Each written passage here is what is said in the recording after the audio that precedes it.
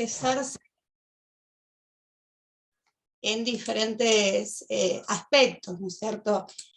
También decíamos, hablábamos, me acuerdo, en relación a la comunicación no verbal, y decíamos a veces uno realiza el diagnóstico y tiene la fotografía de ese niño y en ese momento particular del desarrollo, y quizás no está presente la palabra hablada, pero sí hay, digamos, aspectos no verbales de la comunicación que están dados, digamos, como el hecho de señalar, digamos, utilizar gestos con valor comunicativo, y vemos que, bueno, en términos de intervención hay un buen pronóstico, digamos, o en lo inmediato posibilidades de modificar esto, porque en esas bases, digamos, de la comunicación, estos procesos sí están presentes, ¿no? Entonces, bueno, es la singularidad que cada uno expresa en estos aspectos del lenguaje. Muchas veces hablamos de términos como ecolalias, y en general esto tiene que ver específicamente con que los chicos comienzan a producir lenguaje a partir de copiar literalmente lo que el otro le dice, ¿no? Entonces, en general uno le dice, hola, ¿cómo te va? Él dice, hola, ¿cómo te va? Y uno le dice, bueno, levanta eso que se te cayó en el piso, levanta eso que se te cayó en el piso. Y si bien existe un correlato a esto en el desarrollo natural del lenguaje, que tiene que ver con acompañar nuestras acciones con lenguaje, a lo que le llamamos lenguaje interno. En este caso, ese lenguaje que utiliza el niño que tiene un trastorno espectro autista, generalmente lo que le falta es semántica. ¿Y qué es la semántica? Es el sentido, es como que pueden reproducir los sonidos, pero luego lo que uno va haciendo en el espacio terapéutico, y me quedo corta, no solamente en el espacio terapéutico, sino que en la escuela y con la familia, le vamos dando la carga semántica que necesita. Es decir, vamos encadenando cada una de esas palabras con imágenes, con sucesos, con objetos, con acciones de la vida cotidiana. Entonces, de ese lenguaje colálico, cuando uno le va dando semántica y le va dando sentido, el niño comienza a apropiarse y acomodar ese lenguaje. También pensaba, cuando estamos pensando en los niños que tienen TEA cuando son muy pequeñitos, y uno se va dando cuenta que no hay reciprocidad en la mirada, cuando no hay reciprocidad en relación a dirigir la mirada cuando uno señala o cuando uno hace un comentario, y todo lo que acompaña al lenguaje, porque nosotros siempre pensamos que el lenguaje es hablar, y el lenguaje es mucho más que hablar. El lenguaje uno lo utiliza y en función del resto de la información que vamos dando con nuestro cuerpo, con nuestras manos, con nuestros gestos, el niño va aprendiendo cuando estamos enojados, cuando estamos alegres, cuando estamos tristes, y ese lenguaje no verbal es el primer lenguaje que construye el niño. Piensen ustedes que el niño nace sin lenguaje y puede comunicarse con su madre desde el momento que nace, dice Vygotsky, ¿no? La mamá le habla y el niño mira su boca, y mira sus ojos, mira su nariz, y recorre la cara todo el tiempo. Y cuando la madre es dócil, es dulce, o le hace de alguna manera juegos, el niño responde de la misma manera, como si fuese un espejo. También es cierto que cuando la mamá no se siente bien y está triste o nerviosa o se siente mal, encontramos que en las conductas de ese bebé que tiene pocos meses de vida, este bebé lee la situación, comprende la situación y se angustia y se enoja y llora. Entonces, como que el lenguaje es mucho más que la palabra hablada, a la cual en general se refieren hasta los médicos. Lo primero preguntan, ¿habla? ¿No habla? Y en realidad hay mucho más para preguntar, ¿no? Si nos miraba a los ojos, si siempre nos miró a los ojos, si nos mira intermitentemente, si le llama más la atención el mundo de los objetos que el mundo de las caras. Y obviamente el lenguaje viene acompañado de condimentos que tienen que ver con la tonalidad. En función de cómo uno habla con el niño nos va a responder. Obviamente si nosotros le pegamos un grito, el niño se congela, y cuando comprende nuestra intención comunicativa, o si nos estamos riendo, el niño juega con nosotros. Y muchas veces solemos escuchar que los padres dicen, pero yo lo reto y él me entiende, y así de simple es. Muchas veces cuando retamos a nuestros niños y nuestros niños no acatan esa orden, es precisamente porque está afectada la comprensión. Tengamos en cuenta que cuando hablamos de lenguaje hablamos de aspectos diferentes. Por un lado está la comprensión, que es esto que estamos diciendo, que uno se da cuenta que el niño cuando le damos una orden no comprende lo que le dijimos, nos queda mirando o hace otra cosa, o nos evita o se va. El lenguaje expresivo, que es el lenguaje hablado, al que le hace tanto ruido generalmente a la familia, le da miedo, le da, diríamos, sensación de que el no hablar, diríamos, impediría que nos comuniquemos, ¿no? Sin embargo, como decíamos antes, el lenguaje hablado sin el lenguaje no verbal, diríamos, es un lenguaje incompleto. Le faltaría precisamente una parte que completa la información que estamos dando. Y después, bueno, tenemos aspectos del lenguaje a tener en cuenta como la semántica, que es que sepan lo que estamos diciendo. La semántica es el significado de las palabras. Está lo pragmático, que es cómo utilizo ese lenguaje, diríamos si coloco los verbos donde corresponde, si armo, diríamos, de alguna manera los procesos de intercambio social adecuadamente. Después tenemos el lenguaje sintáctico, ¿no? En ese lenguaje sintáctico nosotros como desde nuestra forma de hablar, en la Argentina, no estoy hablando ni siquiera del lenguaje español, porque en España se habla de otra manera, en México se habla de otra manera, en Chile, en Uruguay, cada uno de nosotros tenemos culturas que van armando un entramado que hace a la forma en que estructuramos nuestra forma de expresión escrita y hablada. Entonces ahí, bueno, hay formas, en general uno cuando habla de sintaxis se acuerda de la escuela, se acuerda de la escuela primaria y secundaria que nos hacen separar entre sujeto y predicado, cuál es el núcleo verbal, cuál es el núcleo del sujeto, cuáles son los modificadores directos, diríamos que son los conectores entre las palabras, los objetos directos, diríamos el objeto al que me estoy refiriendo en forma indirecta, diríamos, pero del cual estoy hablando, ¿no? Entonces, toda esta combinación que parece tan sencilla y que un niño que no tiene dificultades la construye con tanta facilidad, para nuestros niños es posible de ser construida. Pero es cierto que no hace el mismo recorrido este niño que otros niños, ¿no? Para ello es necesario no mandarlo a fonoaudiología una vez por semana, no estamos hablando de eso.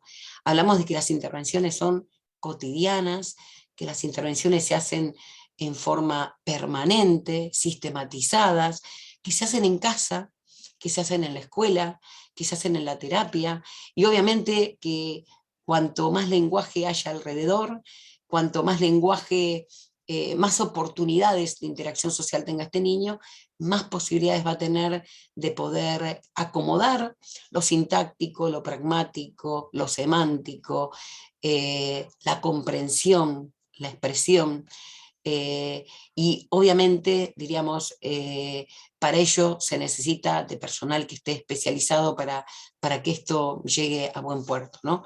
Pero bueno, es muy importante dejar en claro que el lenguaje no está determinando si el niño tiene autismo o no tiene autismo.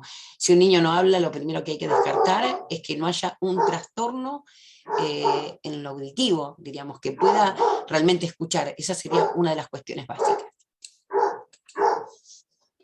Sí, por un lado, digamos, todo lo que tiene que ver con los instrumentos básicos que hacen a la audición, por otro lado, a la programación de los sonidos, ¿no? También muy vinculado a toda la zona orofacial, ¿no? Un montón de praxias, digamos, que deben darse de manera ajustada, de regulación del aire y demás para que se pueda producir el sonido, ¿no? Entonces, lo primero que uno hace en estos casos donde se demora la aparición del lenguaje es indagar si en estos instrumentos de base, digamos, no hay ninguna dificultad. Y después, como decíamos, es una construcción totalmente epigenética a partir del ambiente, ¿no? Por eso quizás para quienes no tenemos la dificultad se nos hace tan difícil pensar en forma explícita cuáles son los procesos que se van llevando adelante para esta adquisición del lenguaje, que en el caso de un niño que no tenga dificultades, este desarrollo es espontáneo y es natural a partir de estar en un entorno donde circula la palabra hablada, ¿no? Ahora, en el caso de estos niños, donde esto no aparece de esta manera, lo que estamos diciendo es que sí está la posibilidad de desarrollar ese lenguaje, siempre y cuando tengamos conciencia de cuáles son los procesos, digamos, que se encuentran afectados, poder respetar esa línea de desarrollo que vamos a tener que seguir para, digamos, finalmente lograr esa palabra hablada. Así que bueno, no es una condición que esté determinada por el autismo. También pensaba muchas veces la intervención, y bueno, y también lo dicen los papás, en relación a la autonomía de los niños en sus casas, ¿no? Esta cuestión de no necesitar pedir las cosas, ¿no? De manejarse con total autonomía para nada, buscar los juguetes, comida, digamos, aquello que el niño tenga necesidad en ese momento. Y muchas veces estos niveles de autonomía, sin mediación de la palabra, sin este gesto comunicativo del señalar, del pedir, nada, justamente lo que hace es que no aparezca, ¿no? La palabra, porque de alguna manera consiguen y resuelven por sí solos estas situaciones, ¿no? Sí, inclusive muchas veces nosotros le sugerimos a las familias que las cosas que más le agradan no estén a manos del niño, ¿no? Que concretamente tengan que recurrir a alguien para poder solicitarlas. Y obviamente al momento de solicitarlas, empezar por la palabra, que es lo que está pidiendo. Inclusive muchas veces apelamos también, dependiendo la madurez del niño, diríamos, y la edad que tenga, empezar también a colocar palabras en la casa, ¿no? Si bien nosotros vivimos en un mundo letrado, un mundo donde la palabra está en todos lados, en cualquier envase, cuando salimos a la calle, dentro de casa, diríamos, si bien hay una invasión de escritura en forma permanente, nosotros consideramos que cuanto él esté más motivado por acceder a una herramienta, a un juguete, a un juego, a un objeto, a una comida, obviamente esto va a tener mayor nivel de impacto, teniendo en cuenta que en los procesos de aprendizaje la motivación y el interés es el primer escalón para el aprendizaje. Entonces, cuán importante es, no importa la edad, diríamos, no bajar los brazos, seguir intentándolo, porque bueno, hay niños que construyen bien tardíamente, en este caso el lenguaje, hay otros que aprenden bien tardíamente por ahí el aprendizaje de la escritura, pero una vez que lo aprendieron y lo construyeron, obviamente logran compensar en tanto haya un trabajo, como decíamos antes, sistematizado, ¿no?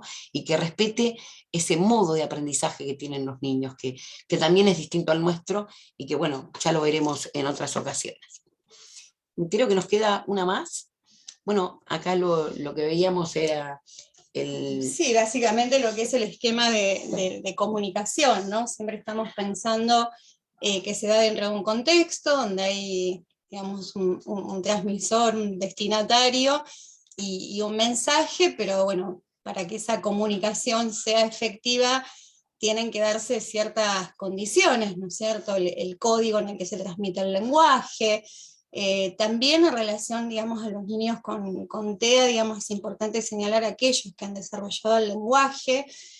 También nos encontramos con muchos aspectos quizás más sutiles, ¿no? De inferencias, del doble sentido, eh, la dificultad para comprender chistes, bromas, ¿no? Esta cuestión de la literalidad, eh, nada, expresiones como sos un bombón o qué lindo voy a comer, y bueno, y entrar en pánico porque hay una cuestión de literalidad en ese mensaje que uno que está transmitiendo, ¿no? Que amerita ser trabajado con ellos, ¿no? Y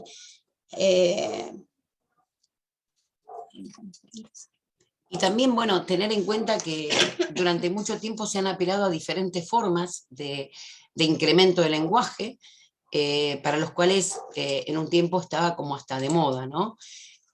Nosotros consideramos que la posibilidad real de construir lenguaje es estar en lugares donde haya lenguaje, porque nosotros decimos que no pueden existir escuelas de trastorno de espectro autista, y porque si tengo muchos chicos que no hablan, obviamente no van a aprender a hablar. Si yo necesito precisamente el estímulo del otro para ir aprendiendo, apropiándome de esta estructura, y no tengo un otro que hable, diríamos, estaríamos empobreciendo las posibilidades y también el desarrollo de las potencialidades del niño. Pensemos nosotros que hubo en algún tiempo, ya hace bastantes años, casi hoy no se usa, existían unos libros que se colgaban en el cuello del niño y se ponían pictogramas para que si el niño quería banana, señale la banana, si el niño quería el chupete, señale el chupete, y bueno, esto obviamente lo que hacía era precisamente comunicarse, exceptuando la posibilidad de la construcción del lenguaje. También hay otros que piensan en la posibilidad de construir lenguaje de señas, y en general, inclusive para la escuela de sordomudos, una de las cuestiones que se apela es que el niño conozca, construya el lenguaje verbal. ¿Por qué? Porque obviamente uno, si no conoce cuál es el código de comunicación del otro, se ve obviamente obturado en poder comprender qué es lo que está diciendo. Entonces, por eso ustedes ven de un lado el chino y del otro lado, no sé, un lenguaje parece, o no sé, ruso o polaco. Si manejamos códigos de lenguajes distintos, se hace bastante difícil para comunicarse. Por eso la recomendación fundamental es que aprender a hablar se aprende hablando, que aprender a comunicarse se aprende en un mundo con otros, y que obviamente la inclusión en la escuela es un gran aporte para los chicos, porque ahí el lenguaje circula en los momentos que tienen que ver con las tradiciones de saludo, con modos de comunicarse en el momento del encuentro. Da la posibilidad inclusive de escuchar voces distintas, formas de expresarse distintas, pero siempre dentro de la misma cultura. A veces el pictograma puede ser como, nosotros decimos, como una especie de machete como para poder hacer una guía de acción. Yo qué sé, se va a bañar y poder tener los pictogramas de las partes del cuerpo permitirían que empiece por una secuencia con autonomía para la organización de un evento. Podría ser que lo utilice como un recurso anticipatorio a lo que viene después en una clase, si tengo un niño que tiene mucha ansiedad, pero no tiene una función alternativa, no es una alternativa ninguna de estas propuestas.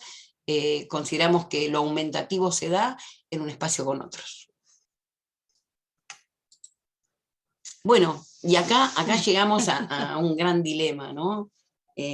Hoy en día parecería ya que es como que está tan instalado que la gente repite lo que se pone de moda tan rápidamente, que es increíble. Y cómo los medios de comunicación nos intoxican y nos infectan, poniendo palabras en nuestras bocas, y a veces uno no sabe ni lo que está diciendo.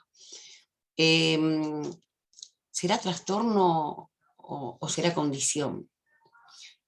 Y la verdad que digo trastorno, y estoy pensado que está trastocado el desarrollo de un niño, ¿no? Ya sabemos todos que estamos hablando de un trastorno en el neurodesarrollo, y un trastorno del neurodesarrollo significa que la evolución del desarrollo de ese niño no está totalmente ajustada, ¿sí? Diríamos, hay cuestiones que están desarrollándose en tiempo y forma, pero hay otras que no pasa eso. Por eso no lo pensamos para nada como trastornado, por ejemplo. Hemos escuchado a Baron Cohen, y la verdad que uno de los estudiosos que nosotros hemos seguido muy de cerca durante muchos años, y realmente escuchar en la palabra de él la palabra trastornado no nos causa mucha gracia, que digamos. En ningún momento, cuando hablamos de trastorno del neurodesarrollo, estamos pensando en trastornados, estamos pensando en que está trastornado, está trastocado el neurodesarrollo, el desarrollo de ese niño, los procesos de desarrollo de ese niño. Cuando hablamos de condición, estamos hablando de que, bueno, va a ser toda la vida así. Diríamos que somos todos diferentes, y él encima es un poco más diferente, y va a ser un poco más diferente toda la vida. Entonces, ¿para qué hacer tratamientos? ¿Para qué diríamos, pensar en intervenir en alguien que, bueno, si no le gusta hablar, que no hable? Si no le gusta jugar, que no juegue. Si le gusta apilar, que apile. Si no le gusta comunicarse, que no se comunique. Si realmente lo pensamos como una condición, estaríamos de alguna manera cejándole todas las posibilidades de modificar esto que está trastocado, diríamos, ¿no? Pensar en una condición es pensar que el niño toda la vida va a ser igual. Entonces, bueno, no hagamos fiestas, no hagamos cumpleaños porque él no quiere, o no lo llevemos a los cumpleaños porque hay mucho ruido, o porque no le gusta estar con gente. Bueno, fin de año nadie tire juegos artificiales, no lo llevemos al teatro porque el sonido está muy alto, o porque la oscuridad le da miedo, no lo llevemos a la plaza si hay muchos chicos, porque él se pone nervioso. Y bueno, diríamos, si tenemos un niño, trajimos un niño a este mundo para cejarle todas las oportunidades que tiene de ser feliz, obviamente la palabra condición estaría condicionándolo a que tenga una vida de encierro y en soledad. Y nosotros estamos convencidísimos que en estos 25 años, muchos de los que para poder estar con otros se han sentido, diríamos, como molestos, como incómodos, pero luego han logrado poder disfrutar de estar en un grupo de trabajo, en un grupo de arte, en un grupo para compartir las problemáticas del preadolescente o del adolescente. Han sido parte de su grupo de amigos en las escuelas. Si no hubiésemos tenido esta mirada de que es posible compensar este trastorno que aparece en el neurodesarrollo, diríamos, y nos hubiésemos quedado con la condición, estaríamos acercándonos a una mirada meramente psicoanalítica, donde está bueno que vaya a la escuela, pero que no haga nada, que camine por todos lados porque le gusta caminar, que si quiere rayar todo, que raye todo, si no quiere aprender a escribir, que no aprenda. Y cuando no le enseñamos, no aprende. Y cuando no le enseñamos, lo estamos deprivando de un derecho que tiene, que es el derecho a aprender. Todos hemos llorado alguna vez por cosas que no nos gustan hacer, todos nos hemos sentido enojados o incómodos, pero no hay duda que el adulto está para poder acompañarlo en ese proceso y entender de que es parte del desarrollo. Diríamos que no es desde el momento que nacemos no es una felicidad incesante. Hay momentos de frustración, de enojo, de alegría, de felicidad, de logros y obviamente de procesos en los que la incertidumbre a veces parecería ser que no nos permite llegar.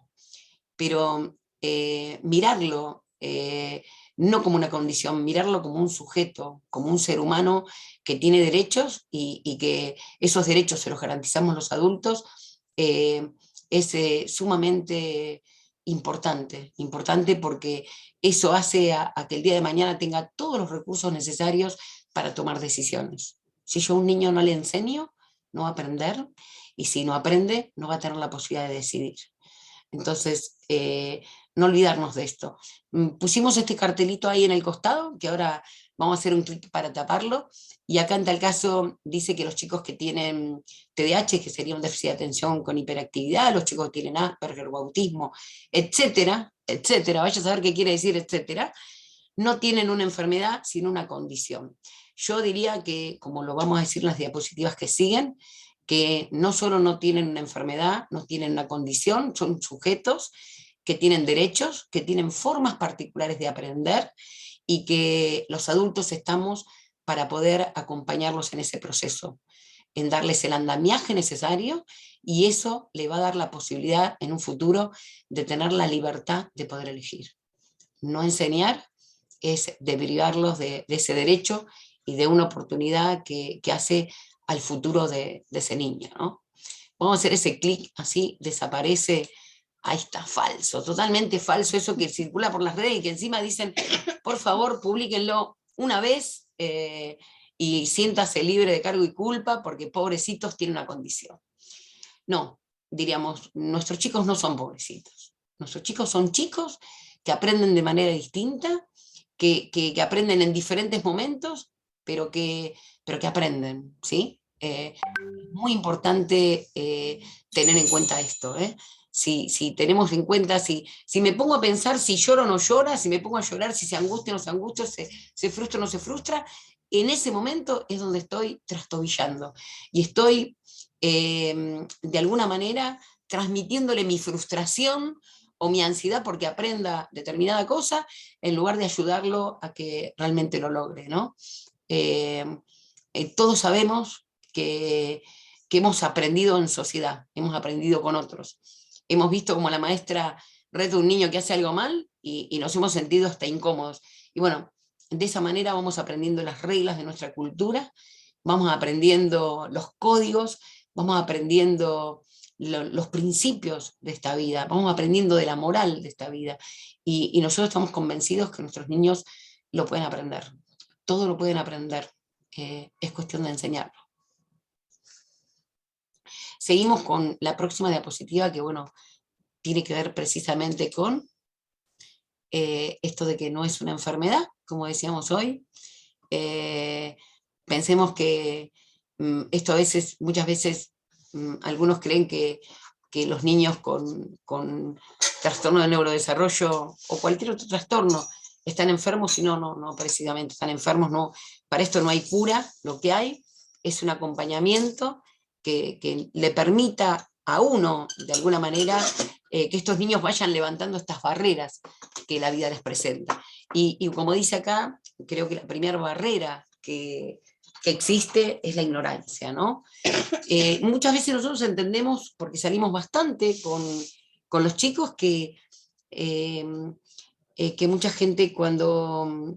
En los chicos con autismo no se nota tanto porque a nivel físico no hay muchos datos para tener en cuenta, pero rápidamente cuando por alguna cuestión se dan cuenta, surgen actitudes como sin pedir permiso querer darle golosinas o, por ejemplo, darles un asiento cuando en realidad nosotros salimos al mundo y aprendemos del mundo, y en el mundo aprendemos cómo es el mundo, ¿no? No vivimos en un mundo engañado.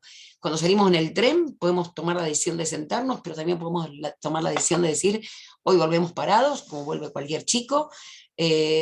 Lo mismo cuando viajamos en un colectivo, y sin excepciones cuando vamos a una plaza, ¿no? Si él va a una plaza no es que va adelante porque tiene autismo o va adelante porque tiene un déficit, no, él hace la fila como todos y aprende que cuando vamos a la plaza hay códigos y él tiene que aprender a respetar todos esos códigos, y eso es lo que hace que el niño vaya acumulando recursos para tener una vida social habilitada. Y todo esto, bueno, no se puede aprender con una computadora, porque también pasa esto, ¿no? Hay cosas tan locas, que uno hasta ve eminencias que obviamente el dinero le han ganado la conciencia la conciencia ética, ¿no? Pero sí tenemos conocimiento de gente que hace, diríamos, con la computadora, diríamos, hay un dibujito que le habla, le dice hola, ¿cómo estás? Y abajo le dice que conteste bien y vos, y en realidad nadie en la vida habla con una computadora, diríamos. Uno habla con un par, con un otro, que tiene intereses compartidos, sea porque van a la escuela de arte y comparten el espacio de expresión corporal, o el espacio de danza, o el espacio de música, o hacen deportes. Entonces, la idea es que nuestros chicos tengan las mismas oportunidades que todos los chicos, ¿no? Diríamos, si le damos esa oportunidad a nuestros chicos, obviamente le vamos a estar dando la oportunidad para que integralmente se desarrolle este niño. A veces uno piensa que hacer un deporte tiene que ver con el desarrollo físico nada más, y no, el desarrollo físico es parte de otras cosas que se aprenden cuando uno va a, yo que sé, aprender a jugar al fútbol, a jugar al básquet, a jugar cualquier deporte, ¿no? Y nosotros siempre decimos lo importante, ¿no? De pertenecer a un grupo, y cuando uno va a aprender estas cosas es tan importante sostener y bancarse lo que viene, ¿eh? Diríamos, porque es cierto que nuestros chicos, algo que no estaba escrito y que se empezó a escribir en el DSM-5, que muchos de nuestros chicos tienen trastornos motores, diríamos que son más torpes, que la coordinación no es tan buena, y bueno, y a veces se presta para que los carguen o para que no los elijan, pero bueno, está bueno hablarlo con el profe y plantear la necesidad de que él realmente ame lo que está haciendo, se entusiasme, reforzarlo positivamente, y obviamente va a perder esa torpeza motora, obviamente van a incrementar las coordinaciones motoras, en tanto yo le dé la oportunidad de aprender.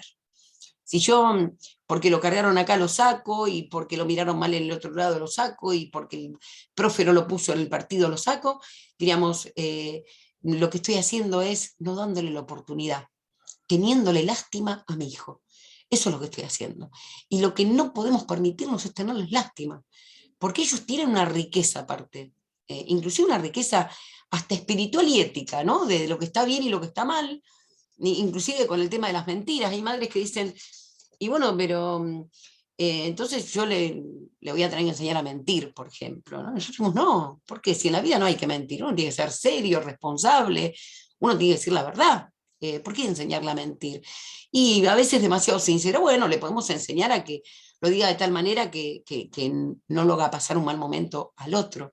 Podemos trabajarlo, que él pueda, de alguna manera, por una cuestión de orden empática, decir, mira, y si a vos te dirían que el pantalón que tenés es ridículo, ¿vos cómo te sentirías? Y mal me sentiría. Bueno, entonces, si a vos no te gusta el pantalón, podés no decírselo, pero si se lo decís, tenés que saber que el otro se va a sentir incómodo o mal, y vos no querés hacer eso. Y seguramente nuestro niño va a decir, no, yo no dije para que se sienta mal. Así que, por eso digo, eh, tenemos que ser criteriosos, ¿no? Respetarlos como sujetos, como seres humanos, y tenemos mucho para aprender de ellos, ¿sí? Fundamentalmente porque tienen esta cuestión de compromiso, tienen esta cuestión, esta mirada particular con respecto a la vida, de la cual deberíamos muchos aprender de ellos. Seguimos con, bueno, esto es un poco más de lo mismo que venimos diciendo.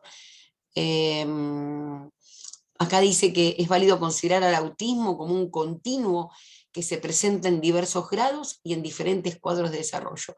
Claro, claro está, porque uno no ve dos niños que tengan un trastorno espectro autista y que sean iguales. Uno ve niños que tienen un caudal de lenguaje que es impresionante, y inclusive con un vocabulario totalmente elaborado, y hasta uno dice, pero ¿de dónde sacó estas palabras? Y uno se puede encontrar con un niño que todavía no construyó el lenguaje. Entonces, uno puede encontrarse con un niño con unas habilidades motoras impresionantes, y un niño que tenga fallas en la coordinación motora importantes. Uno se puede encontrar con un niño que, que de alguna manera interactúa sin medir con quién, con cualquiera, y nosotros le enseñamos que con cualquiera no se habla, por ejemplo, que uno tiene que ser precavido, recatado, diríamos, que no puede hablar con extraños, por ejemplo, porque tenemos estas cosas, ¿no? Que de no hablar, de repente empiezan a hablar y se ponen a hablar con un extraño, y pueden dar hasta datos personales, obviamente desde lo más ingenuo. Y bueno, todo eso uno, en la medida que va apareciendo en el relato, lo va trabajando para no exponerse, para no tener riesgos, para cuidarse. Me acuerdo también de niños que uno, bueno, empieza a decir, ya es hora de que viaje solo.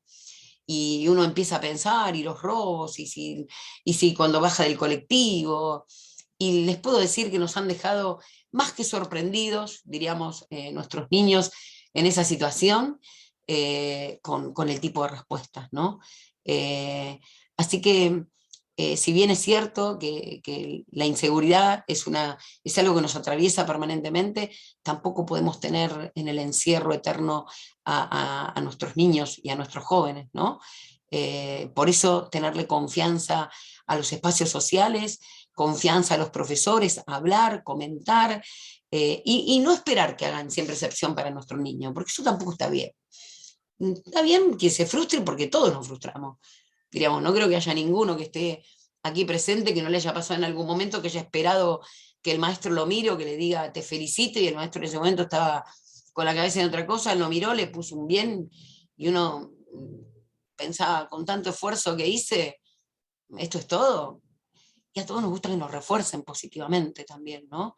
A todos nos gusta que nos miren, que nos halaguen, que nos digan que vamos bien, que estamos mejor. Bueno, todas estas cosas son las que les gustan a nuestros niños. Así que si bien son diferentes, no son tan diferentes a los demás niños. Así que es importante tenerlo en cuenta.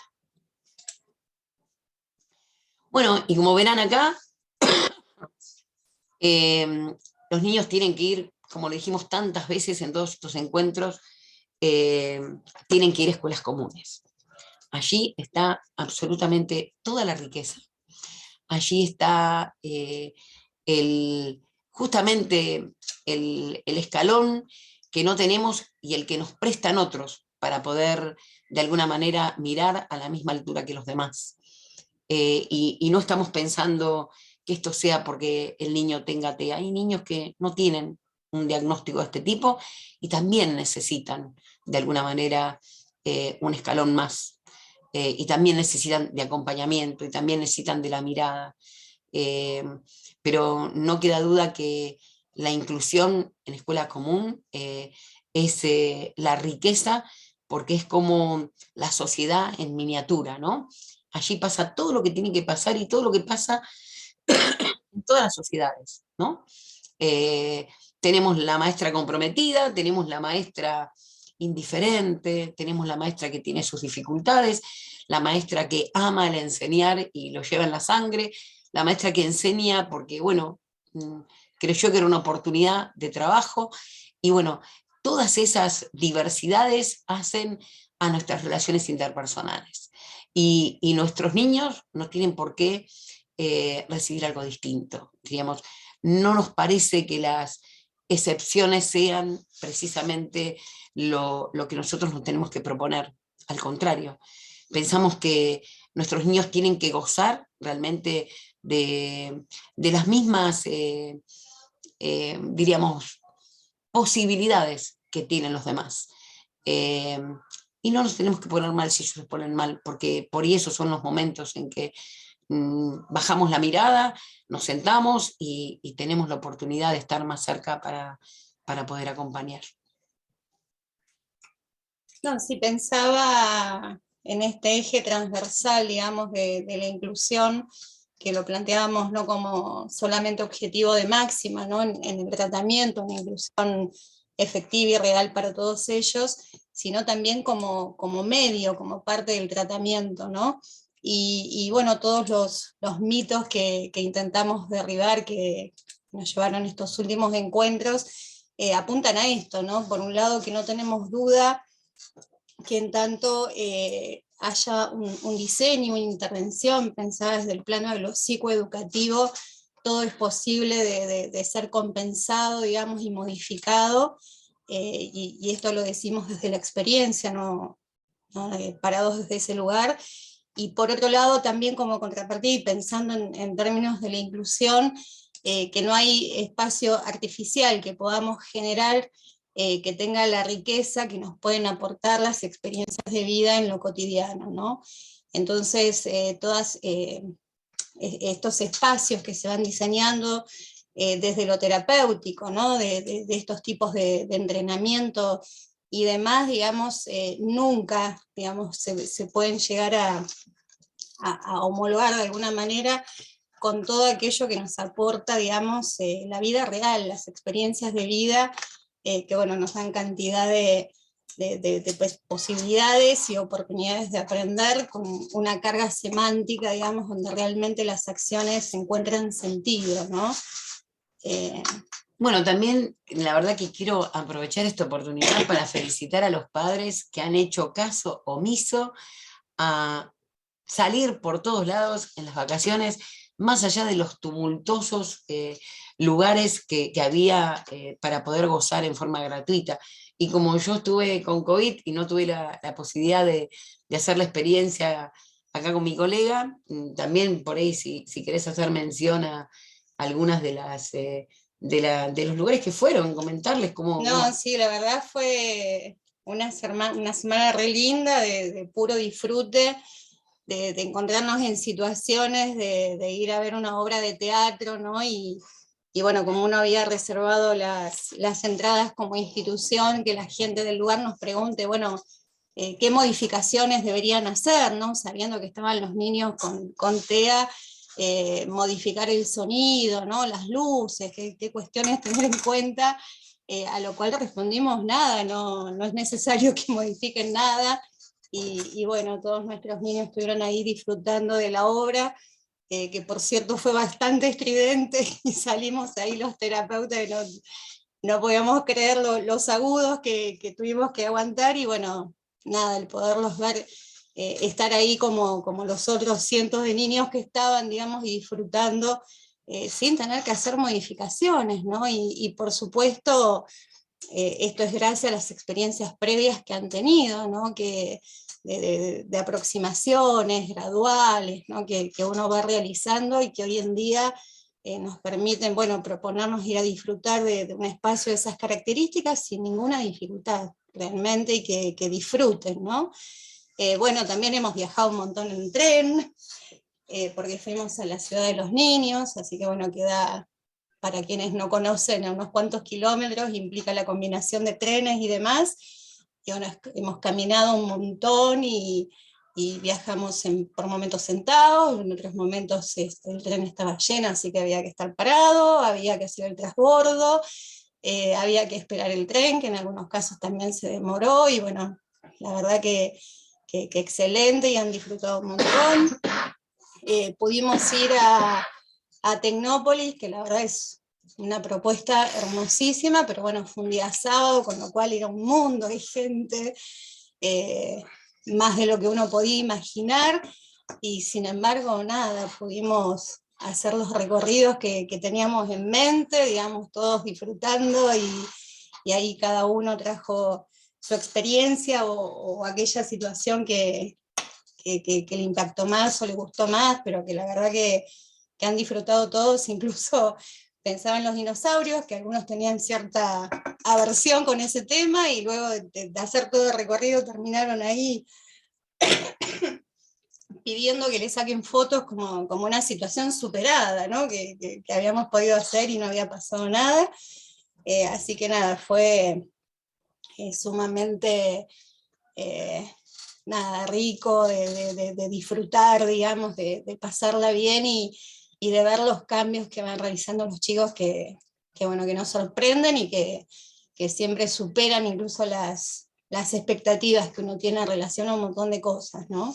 Sí, ver a los chicos felices, y ahora por ahí vamos a aclarar que esto no es un logro de los terapeutas, esto es un logro de las familias, quienes asumen el compromiso de llevar adelante estas acciones, esto de no me quedo en casa, sino que mirando la tele, sino que salimos, no importa si hace frío, no importa si hace calor, lo importante es darle oportunidades de experimentar con el mundo, ir apropiándose de este mundo, y también alejarnos de esta mirada acerca de que la escuela es la que enseña. Yo les puedo garantizar que si ustedes hablan con varios de nuestros chicos, las cosas más importantes no las han aprendido precisamente en los contenidos escolares, las han vivido, las han disfrutado en una huerta, en un campamento, en un viaje, diríamos, en las oportunidades de teatro, de cines, de museos, de espacios recreativos, y esto tiene que ver con la sistematización, diríamos. Creer que la posibilidad está en el adentro de un consultorio, o creer que está en el adentro de casa, ese es un gran error. Y bueno, de más está decir que obviamente al principio parece que no es posible, cuando uno comienza el espacio de tratamiento y le dice a la familia, bueno, esta semana vayan a la plaza, y o hemos preguntado hace poco, ¿cuántas veces fueron a la plaza en estos últimos, en los 3 años de vida que tiene el nene, o 4? Y nos han contestado, creo que 3 veces. Imagínense, se perdió 2 años y medio de su vida, porque con 6 meses uno va a la plaza, pone al gordito en la hamaca esa que tiene todo ese cosito alrededor como un huevito, y uno lo mueve despacito y lo mira a los ojos y le habla y le canta. Imagínense, diríamos, estar suspendidos en el aire, poder ir trabajando todo lo vestibular, que está sumamente afectado en nuestros niños, diríamos, y bueno, cuántas cosas se han perdido cuando se elige. A veces nosotros sabemos y somos conscientes que el iniciar no es fácil, pero sabemos que el continuar da mucha felicidad. De hecho, he estado esta semana con algunos papás que me han comentado las experiencias vividas, y realmente maravillados, ¿no? Porque nos comentaban, por ejemplo, que habían acompañado habían ido acompañados con un sobrinito pequeñito y que no se iban a quedar y que era un cuento, era una cuentista la que iba a estar nada más y bueno, nada, y el gordo se quedó, escuchó, miró, se quedó el tiempo por el que tenía que estar y nada, diríamos, la mamá realmente emocionada, porque a nosotros también nos pasa, ¿no? De saber cuántas cosas se lograron en tan poco tiempo, tan poco tiempo. Pero bueno, es una cuestión de creer o creer, diríamos. Si no creemos en ellos, obviamente nada de esto va a pasar. Y ahora, terminado los mitos y desasnados de lo que se dice sin evidencia científica, ya prácticamente hay algunos temas que los íbamos a tomar por separados, pero quedaron incluidos, tomamos la decisión de incluirlos dentro de los mitos. Vamos a ver un video que terminado lo vamos a analizar. Así que también ahí vamos a invitarlos si quieren tomar nota o si quieren disfrutarlo y escucharlo, y luego pasaremos al proceso de análisis porque tiene una riqueza enorme y realmente no queremos perdernos detalle de esto. Así que bueno, los invitamos a no sé si quieren ir a buscar un papel y un lápiz, no sé si todos toman nota acerca de la capacitación, pero para quienes no lo hacen, yo les recomendaría que se busquen para anotar, cosa de que si quieren hacerle alguna pregunta, la puedan tener escrita y no se les escape.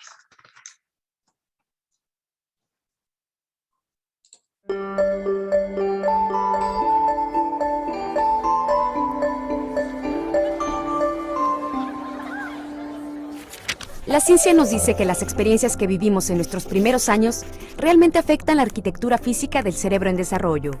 Esto significa que el cerebro no solo nace, sino que también se construye en el tiempo a partir de nuestras experiencias. Así como una casa necesita cimientos sólidos para sostener las paredes y el techo, un cerebro requiere de una buena base que dé soporte a todo su desarrollo futuro.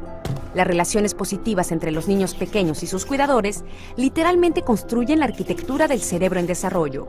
La construcción de cimientos sólidos en los primeros años da una buena base para un adecuado funcionamiento mental y una mejor salud general de por vida. ¿Cómo es que un niño en desarrollo construye y mantiene una base cerebral sólida? Una forma de hacerlo es a través de lo que los expertos llaman interacciones recíprocas de enviar y devolver. Imaginen un partido de tenis entre un cuidador y un niño, en donde en vez de devolver la pelota hacia un lado y otro de la red, se producen diversas formas de comunicación entre una acción y la siguiente, desde el contacto visual hasta el táctil, desde cantar hasta jugar al escondite. Estas interacciones repetidas a través de los años del desarrollo de un niño o niña son los ladrillos con los cuales se construye una base saludable para el desarrollo futuro. Hay otra experiencia que en la niñez moldea el desarrollo cerebral, el estrés. Hay buenos tipos de estrés como conocer gente nueva o estudiar para un examen, que son saludables para el desarrollo porque preparan a los niños para enfrentar desafíos futuros. Otro tipo de estrés, llamado estrés tóxico, es perjudicial para el desarrollo cerebral. Si un niño está expuesto a situaciones como el abuso y la negligencia y no tiene un cuidador que le brinde apoyo, las estructuras básicas de su cerebro en desarrollo pueden sufrir daños. Sin un cimiento sólido que apoye adecuadamente su desarrollo futuro, el niño está en riesgo de experimentar problemas de salud, de desarrollo, incluso de adicción a lo largo de su vida. Es posible corregir posteriormente alguno de los daños que ocasiona el estrés tóxico, pero es más fácil, más efectivo y menos costoso construir temprano una arquitectura cerebral robusta. Una de las cosas que propicia una arquitectura cerebral robusta es el desarrollo de habilidades emocionales y sociales o el conjunto de habilidades que los científicos llaman funciones ejecutivas y de autorregulación. Estas habilidades se pueden visualizar como el control de tráfico aéreo en el espacio mental del niño. Piensen en el cerebro de un niño pequeño como si fuera una torre de control en un aeropuerto con mucho tráfico. Todos los aviones que aterrizan y despegan y todos los sistemas de apoyo en tierra exigen simultáneamente la atención del controlador para evitar un accidente. Igual sucede con el niño pequeño que aprende a prestar atención, a anticiparse y recordar y a seguir una cantidad de reglas. Como todos nosotros, los niños tienen que reaccionar ante las cosas que suceden en el mundo que les rodea y al mismo tiempo lidiar en sus mentes con preocupaciones, tentaciones y obligaciones. A medida que estas exigencias se acumulan, el control de tráfico aéreo ayuda al niño a regular el flujo de información, a priorizar tareas y sobre todo a encontrar maneras de manejar sobre la marcha el estrés y evitar colisiones mentales. Es necesario desarrollar esta habilidad para asegurar una salud mental positiva y equilibrada. Desarrollar un control de tráfico aéreo efectivo, superar el estrés tóxico y construir una arquitectura cerebral sólida son cosas que los niños pueden hacer por sí mismos. Y puesto que las sociedades fuertes están conformadas por ciudadanos saludables, depende de nosotros como comunidad asegurar que los niños y jóvenes puedan vivir las experiencias propicias que necesitan para un desarrollo positivo. Para construir un mejor futuro, necesitamos construir mejores cerebros.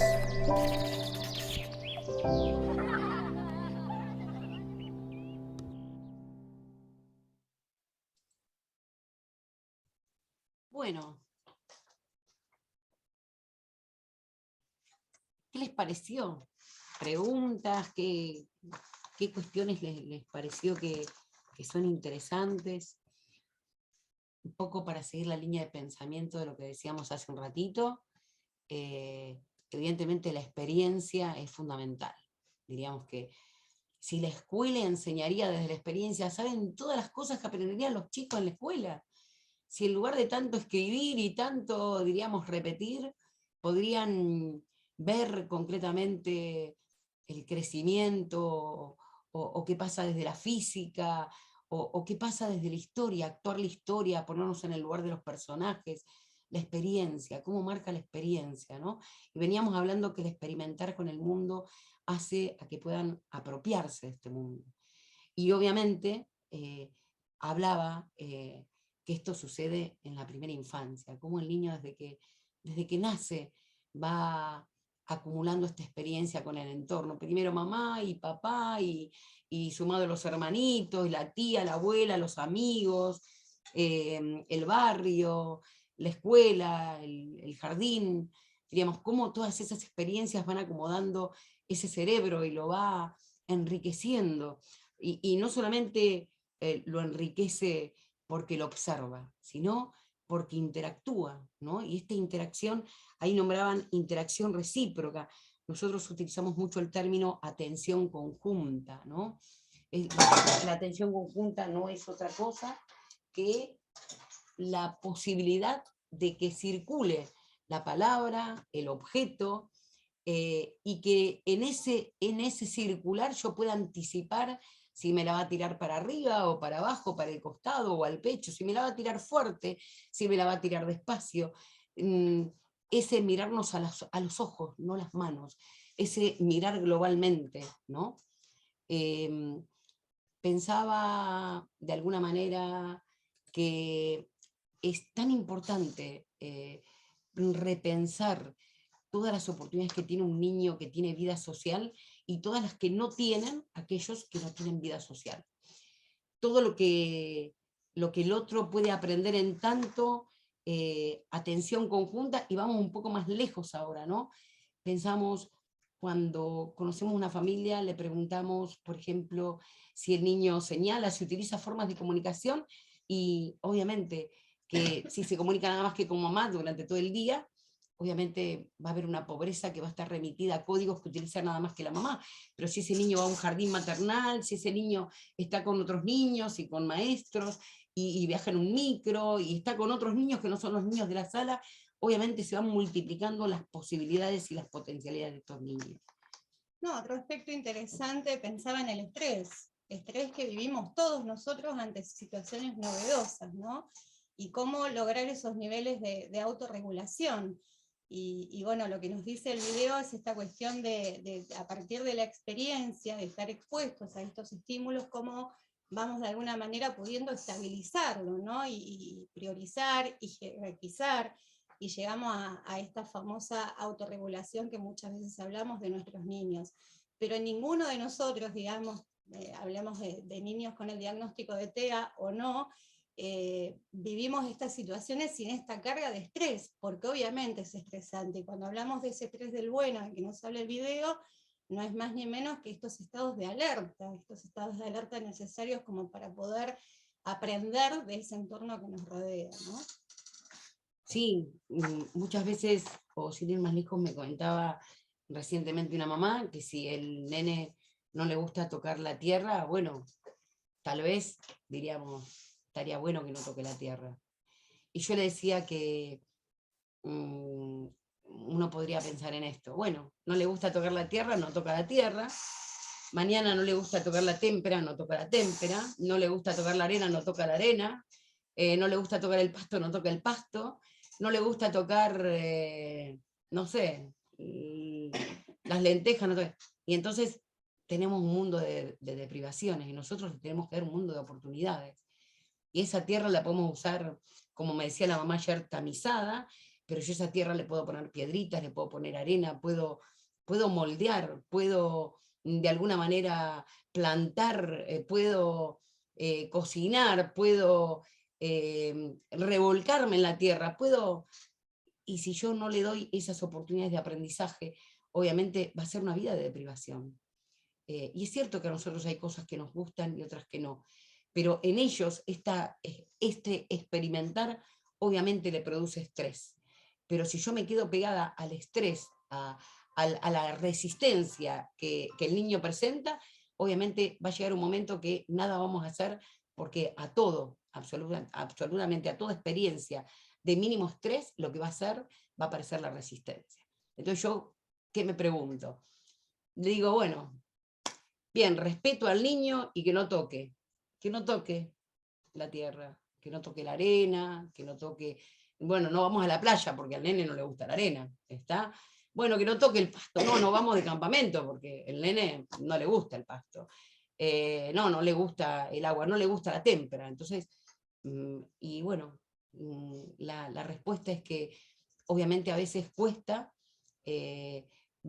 llevarlo a la experiencia, pero no hay duda de cuando se apropia esa experiencia, cuando se amiga y con eso al mismo tiempo no solamente modifica formas de sentir, formas de procesar la información, formas de planificar con ese aprendizaje, nuevos aprendizajes, es cuando le abrimos las puertas. Entonces, tener sumamente muy en cuenta esta cuestión de que no es respetar, hacer caso omiso a la demanda de nuestros niños, porque nuestros niños lo que resisten es a la experiencia. Pero lo que la experiencia nuestra dice, que el llevar adelante todas las experiencias posibles, es cuando se multiplica la posibilidad de aprender, ¿no? Y aprender, como decía antes, diríamos, no precisamente está determinado por repetir como un loro palabras, ¿no? Es apropiarse realmente de la naturaleza, apropiarse de lo social, de nuestra cultura, de nuestros códigos de convivencia, de poder estar feliz de estar con otro, ¿no? También otra de las cuestiones que nos parecen sumamente interesantes son las de autorregulación. Diríamos que eso es como casi lo más difícil para nuestros chicos, pero bueno, diríamos, todo se aprende. Uno va viendo, obviamente, de no llevarlo a esta situación del estrés malo, no es cuestión de pegarle para que haga las cosas, es cuestión de seducirlo, es cuestión de acercarlo al objeto desde diferentes ángulos, es cuestión de ser creativo, es cuestión de no tirar la toalla, de no pensar que no se puede. Yo pienso que se puede, voy a ir encontrando caminos para que el otro realmente pueda armar, como se veía recién en ese video, esos engramas, le decimos nosotros, esos aprendizajes, que obviamente sumados a otros y en red, en interconexión, nos van a habilitar un montón de posibilidades que sin ellos sería prácticamente imposible. Bueno, no sé si hay algo que nos quieran preguntar o comentar. Tener en cuenta de que cuando hablamos de procesos ejecutivos o funciones ejecutivas, no es otra cosa que me encuentro frente a una situación problemática, pienso en mis experiencias vividas, elijo cuál es la experiencia vivida que me llevó al éxito, planifico cómo voy a hacer, jerarquizo, organizo la información y de esa manera puedo afrontar esa situación.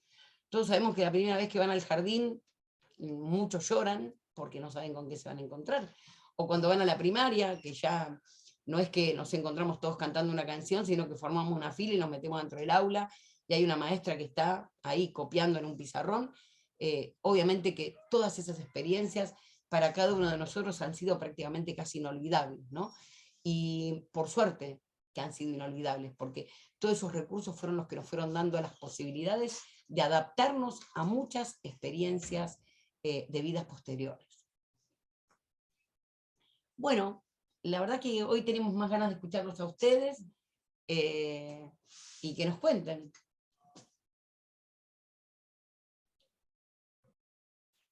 Están todos tímidas hoy. No son así. No. Hola, ¿cómo es? No sé qué pasa que no me funciona la cámara, soy Mónica, no, ¿Cómo estás? y tengo miedo de andar tocando mucho y quedarme directamente sin escuchar. Tranquila. No, yo sabés lo que pensaba, que justamente esto que vos decís de la autorregulación es lo que, por lo menos en el ámbito escolar, es lo que, sobre todo cuando los nenes van al jardín, ¿no? Las primeras experiencias, es lo que a veces hace que ante el miedo y ante el desconocimiento de cómo hacer para evitar que justamente se desregulen, a veces bueno, pasa esto, de que no se los pone algunas experiencias por temor, ¿no? Qué bueno que es cuando la familia también puede tener un buen vínculo con la escuela y contarles qué es lo que les funciona.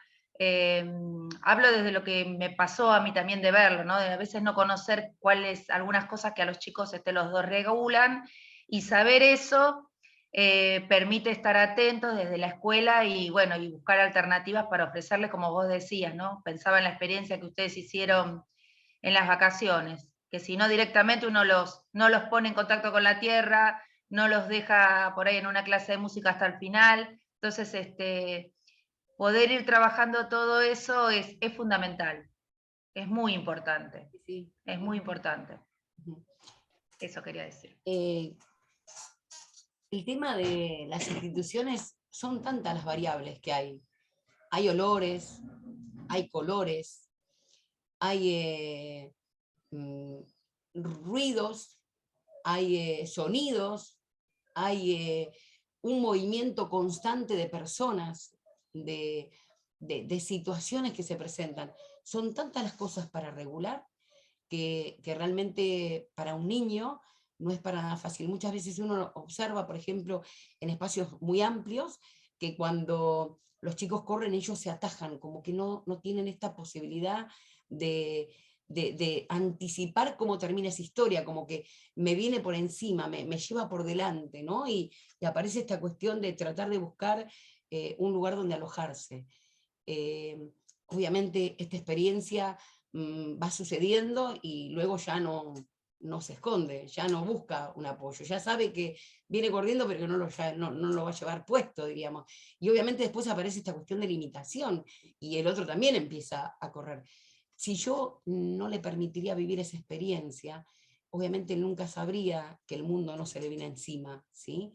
Diríamos, para la percepción de un niño que tiene TEA, diríamos que tiene inclusive hasta una cuestión ondulante. Yo recuerdo una de mis primeras integraciones en un jardín acá en Remedios de Escalada, y acompañaba a un niño que miraba, llegábamos al jardín, todo bien, cantábamos en ronda todos, llegábamos al aula, él apoyaba la cabeza, miraba y ahí se quedaba.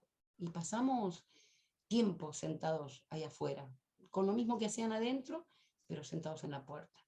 Y un día le pregunto a la maestra si había posibilidad de sacar un elefante gigante que estaba en la pared contraria, pero que obviamente cuando uno llegaba a la puerta del aula, lo que se veía era este súper elefante contra la pared. Y me dice, mira, la verdad no es mío, pero lo podemos sacar y después lo ponemos.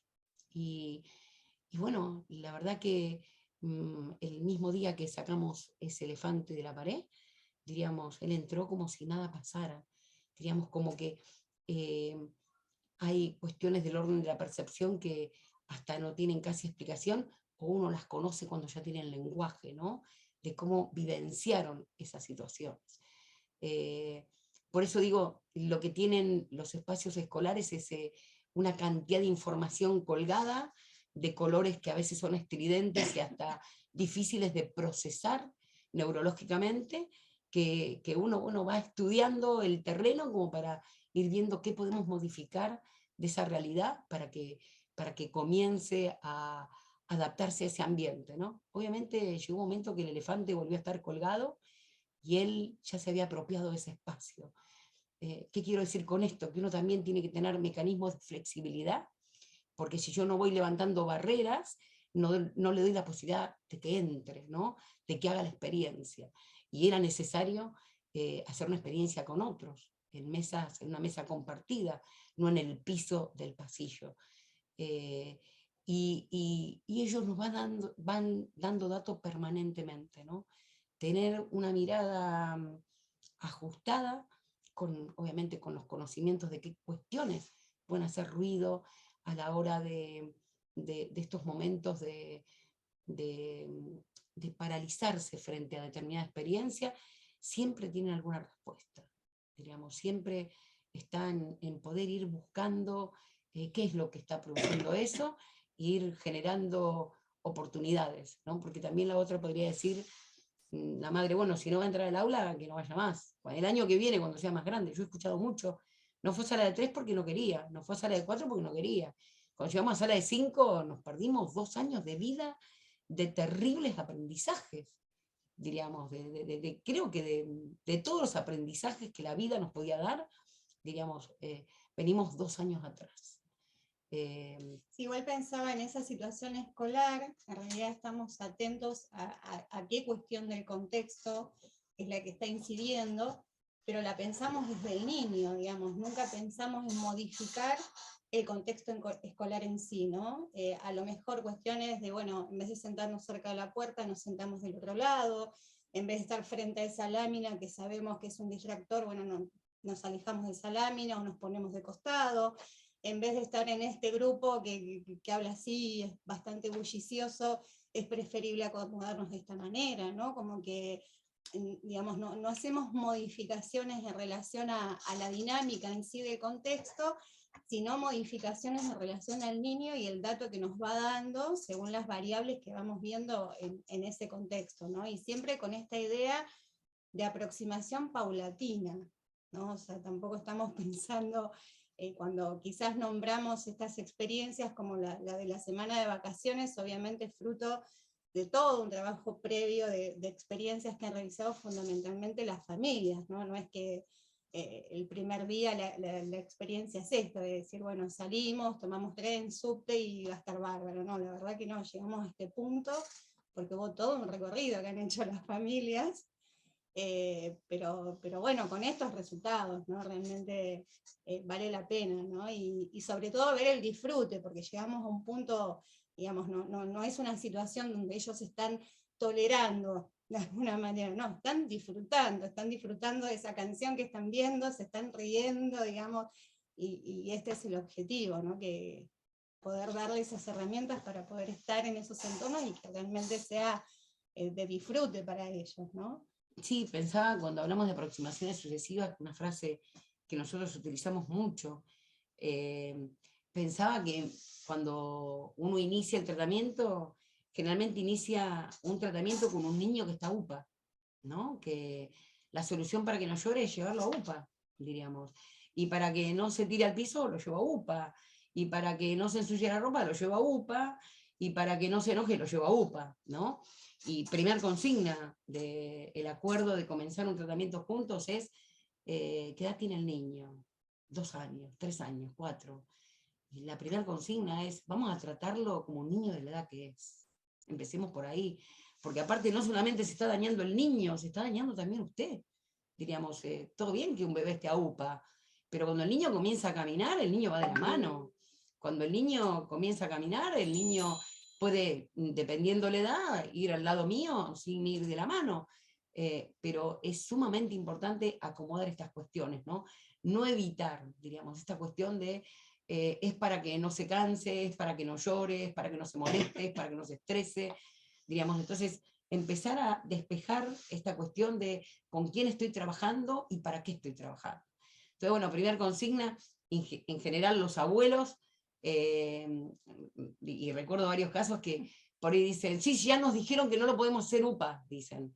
Y le decimos, ni que hablar, si los padres no lo pueden hacer UPA, menos ustedes, porque imagínense, terrible, altamente dañino esto de... Y bueno, el paso a paso es paso a paso. Nosotros tenemos niños que cuando lo conocimos hacíamos una cuadra caminando bien, la cuadra que seguía llorando, bueno, se terminó. Una semana después hacíamos 2 cuadras caminando, la tercera llorando, a la cuarta semana estábamos haciendo la manzana. Bueno, ya caminamos una manzana, podemos salir a pasear, así que vamos a ir en colectivo. Ir en colectivo, llorar en el colectivo, bueno, vamos ahora, llegamos al lugar, baja el colectivo contento, y bueno, podemos caminar hasta 4 cuadras. Después, obviamente, vienen los juegos y otra cuadra más. Es decir, aproximaciones sucesivas, es eso, diríamos. Se me viene a la cabeza también un niño que, no sé, daba 3 pasos y se tiraba al piso. Y bueno, la idea era, me quedo al lado, lo espero que se levante, y obviamente ni agupa, ni ninguna, ni, por ejemplo, querer levantar cosas del piso, querer tocar cosas de plantas o poner las manos en las paredes, bueno, señalar que no y esperarlo, y bueno, levantarse y vamos cantando o vamos haciendo algún ejercicio que suene, diríamos, como atractivo, como por ejemplo cantar una canción, o ir diciendo números en forma cantada, ¿no? 1, 2, 3, 4, 5, 6, 7, 8. O cantar una canción y ponerle ritmo y seguir el paso con el ritmo. Y bueno, diríamos, en muy poco tiempo los chicos comienzan a apropiarse de este transcurrir la vida mirando la vida desde otro lugar. No es lo mismo mirarla desde AUPA de papá o de mamá, y él haciendo el esfuerzo y yo gozando del bienestar de mirar la vida desde un lugar que no me corresponde. Entonces, nosotros sabemos que el paso a paso es paso a paso. Y el paso a paso siempre exige un poquitito más. Por eso digo, son 2 cuadras, 2 cuadras caminando y 1 cuadra llorando. Bueno, terminamos. Son 3 cuadras caminando, 1 cuadra llorando, hasta acá llegamos, diríamos. Si yo sé que hay alguien que se está alfabetizando, no le puedo hacer escribir una hoja. Obviamente, escribo palabras y después escribo 2 palabras más, y la próxima un poco más, y si los números le cuestan, y bueno, escribo números, pero luego le voy a pedir un poquito más, y otro poquito más, y si sé que le cuesta estar con amigos, voy a estar compartiendo una merienda y se va a ir, y hasta por ahí veo que él quiere que se queden, pero yo le digo, no, hoy se terminó, mañana podemos estar un poquito más. Entonces el paso a paso es eso, es ir un poquito más lejos cada día, ¿no? Y realmente ese ir más lejos cada día, diríamos, es lo que nos va garantizando la posibilidad de que en algún momento pueda disfrutar de estar en una plaza, en un circo, viendo una peli o lo que sea. No, yendo a la Feria del Libro con la cantidad de escaleras mecánicas que había en ese lugar, y bueno, con niños que la escalera era una cuestión de quedar paralizados, ¿no? De procesos perceptivos, vestibulares que se ponían en juego, ¿no? De un trabajo bastante minucioso que se fue haciendo a lo largo del tiempo, incluso en momentos de decir, bueno, no estamos preparados en este tiempo para hacer estas salidas, necesitamos con estos 3 escalones que nos da, no sé, el espacio del parque que están ahí, vayamos a practicar ahí, a jugar ahí, una vez que estén estos 3 escalones, volvamos a esa escalera que no les genera tanta inseguridad, y una vez que superamos esto, digamos, y bueno, así llegamos al punto que no hay ningún problema en las escaleras de ninguna estación de trenes, por más alta que sea, pero estaba el tema de las escaleras mecánicas, ¿no? De llegar a ese lugar y nada, quedar otra vez paralizado frente a eso, y bueno, haber hecho esa salida que no había otra forma, y eran escaleras mecánicas por todos lados, y la verdad no tuvimos ningún inconveniente, ¿no? O sea, realmente, y esta cuestión de cortar a tiempo la situación, ¿no? Como dice Ale, queda este registro de disfrute, porque si yo prolongo eso, en realidad lo transformo en lo displacentero, digamos, esta huella que va quedando es que fue algo displacentero, ¿no? Entonces, si medimos y cortamos a tiempo, lo que estoy dejando es un registro, una experiencia que fue positiva, digamos, que disfrutó, ¿no? Bien. Bueno, ¿qué más qué les pareció el video que vieron, diríamos? A nosotros nos pareció realmente muy figurativo, ¿no? Y nos pareció que sirve para comprender cómo se va construyendo la subjetividad, ¿no? cómo uno puede fortalecer a su hijo. Y ahora no estamos hablando de niños que tengan un trastorno espectro autista, estamos hablando de niños en general. Cuando hablamos de niños en general, también nos puede pasar de que el niño va a un lugar y cada vez que vive algo displacentero en un lugar, lo primero que hace la familia es sacarlo y mandarlo a otro lugar, y vive una experiencia displacentera en otro lugar. Entonces van por la vida escapando de lugares, en lugar de afrontar situaciones, de encontrar recursos, de darle herramientas, de poder charlar, de poder plantear realmente si lo que está sintiendo tiene que ver con uno o con el mundo de los otros, diríamos. Nosotros podemos realmente aportarle mucho a cualquier hijo, diríamos. No estamos pensando, y cuando decimos aproximaciones sucesivas, también hablamos de las aproximaciones sucesivas con otros niños, que necesitan sus tiempos para adaptarse a lo nuevo. De todo lo que estamos hablando no es otra cosa de experiencias que me permitan mayor capacidad de adaptabilidad. Diríamos, si yo tengo un niño que es capaz de adaptarse a diversas situaciones, diríamos, voy a tener la posibilidad de tener mayores rangos de aprendizaje. Si yo tengo un niño al que le evito estas situaciones en forma permanente, lo que va a haber, diríamos, es una limitación para acomodarse a las situaciones que la vida cotidiana le ofrece, ¿no es cierto? Y insisto, lo decía antes, lo importante que es no pensar en esta cuestión de la lástima. No porque no quiero que llore, no porque, no sé, por ejemplo, nosotros nos figurábamos el otro día, cuando me comentaban, porque yo no estaba en ese momento, que preguntaban cuánta luz ponían en el teatro.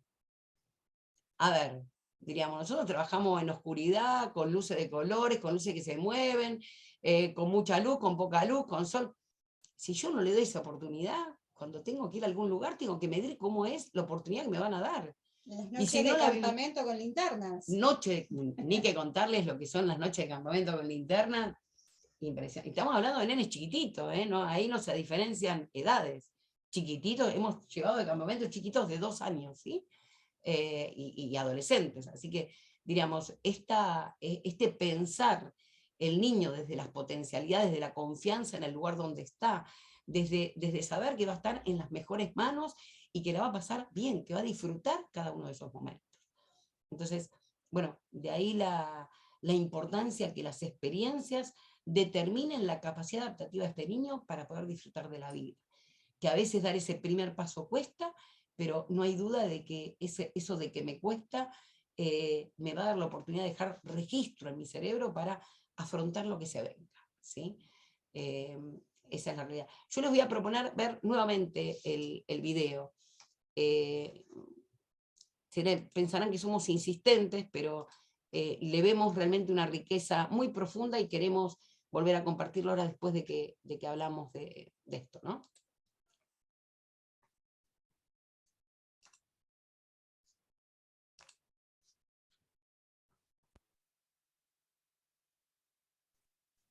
¿Tienes que dejar de compartir o...?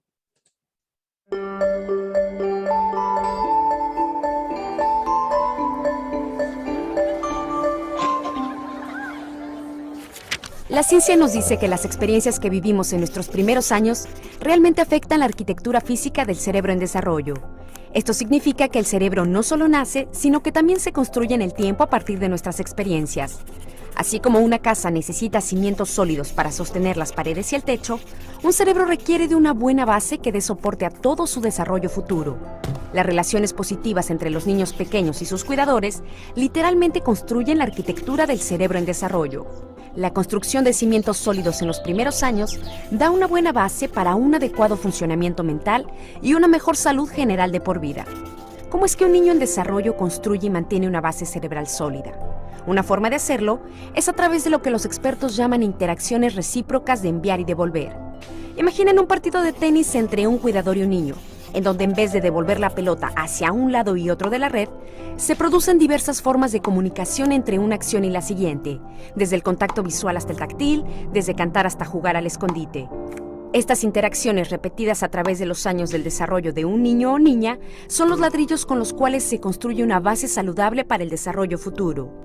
Hay otra experiencia que en la niñez moldea el desarrollo cerebral, el estrés. Hay buenos tipos de estrés como conocer gente nueva o estudiar para un examen, que son saludables para el desarrollo porque preparan a los niños para enfrentar desafíos futuros. Otro tipo de estrés, llamado estrés tóxico, es perjudicial para el desarrollo cerebral. Si un niño está expuesto a situaciones como el abuso y la negligencia y no tiene un cuidador que le brinde apoyo, las estructuras básicas de su cerebro en desarrollo pueden sufrir daños. Sin un cimiento sólido que apoye adecuadamente su desarrollo futuro, el niño está en riesgo de experimentar problemas de salud, de desarrollo, incluso de adicción a lo largo de su vida.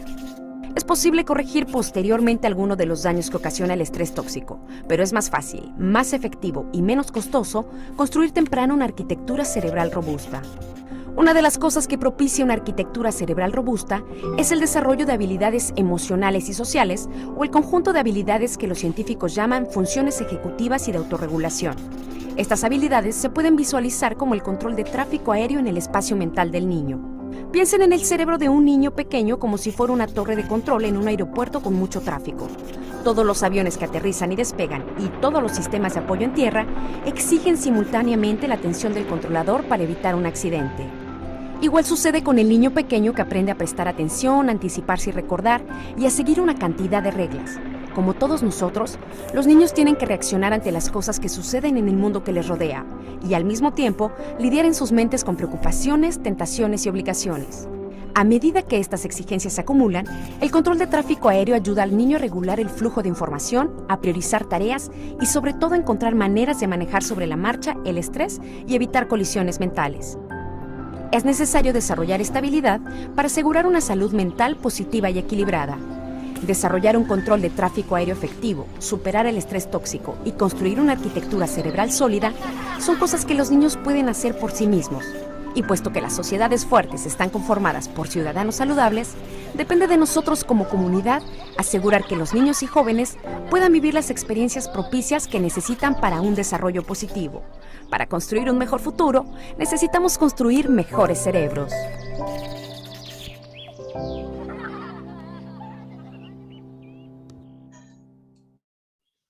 Bueno, y ahora que la vieron de nuevo, ¿qué les parece después de que hayamos charlado un poquitito del tema?